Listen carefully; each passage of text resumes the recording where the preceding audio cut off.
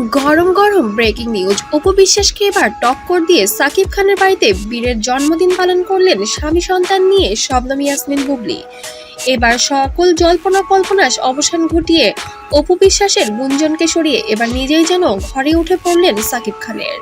শাশুড়ি শ্বশুরের ফোন কলে এবার বীরকে নিয়ে হাজির হয়েছেন সাকিব খানের বাসায়। সাকিব খানও এবার রেগে যাননি, বেশ হাসি মুখেই সংবর্ধনা জানিয়েছেন সন্তানী বোন স্ত্রীকে। দুজনকে নিয়ে বেশ আনন্দ মুহূর্ত শেয়ার করেছেন সোশ্যাল মিডিয়ায়।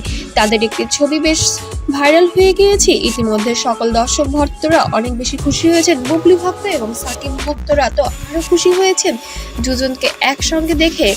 তবে এবার ফাইনালি কি সংসার করতে চলেছেন এই দম্পতি, এটা যেন এখনো পর্যন্ত গুঞ্জন রয়েছে। কোনো পক্ষ থেকে এখনো কোনো ইঙ্গিতপূর্ণ কথা শোনা যায়নি, তবে আন্দাজ করা যাচ্ছে যেন এবার কিছু একটি ঘটতে চলেছে। তবে কি এবার সত্যিই তারা আবার সংসার করবে নতুন করে সন্তানের মুখের দিকে তাকিয়ে?